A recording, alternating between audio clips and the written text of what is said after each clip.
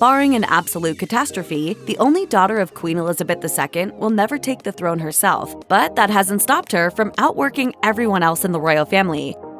Time and again, Princess Anne has proven she's a force to be reckoned with. The royal family's website notes that Anne has been a working royal since she was 18. In addition to her royal duties, Anne won gold and silver medals at equestrian events in the European Eventing Championships in the 1970s. She even competed with the 1976 British Olympic equestrian team, becoming the first Royal Olympian. Anne also showed her grit during a terrifying attempted kidnapping in 1974. The BBC reported that she told the kidnapper that it was not bloody likely she would come with him. She wrote in her briefing on the kidnapping, "I nearly lost my temper with him, but I knew that if I did, I should hit him and he would shoot me."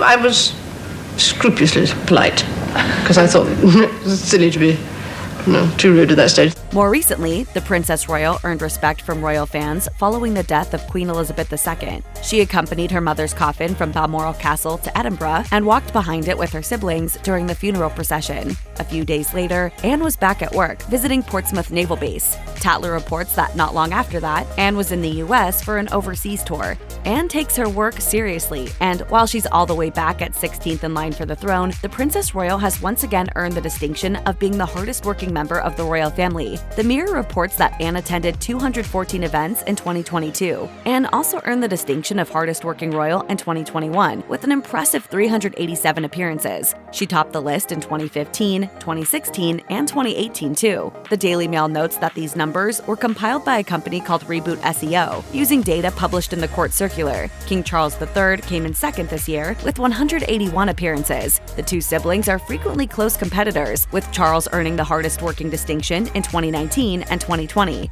The 2019 numbers were particularly massive, with Charles at 521 events and Anne at 506. Historian Edward Owens told the New York Times, "Anne's always recognized that the family can only enjoy the privileges of royal life if they work hard. She's so committed to work that she prefers to focus on the tasks at hand rather than stopping to take a break." She told Vanity Fair in 2020, "I think during the day, eating's not really an issue." Anne's been known to carry a kiwi in her purse for a quick bite on the go. The Princess Royal will even put in extra time if she sees fit. Town & Country reports that during a visit to University College London, Anne was so fascinated by a discussion of prostate cancer cells that she extended her appearance. People reported in December 2022 that King Charles made Princess Anne and their brother, Prince Edward, lifelong counselors of state. That means either Anne or Edward can take over royal responsibilities if Charles is ever unable to do so. Legislation to make that happen was fast-tracked through Parliament following the death of Queen Elizabeth, in part because Prince Harry and Prince Andrew are no longer working royals. Anne and Edward also served as counselors for their late mother, so this is nothing new for them.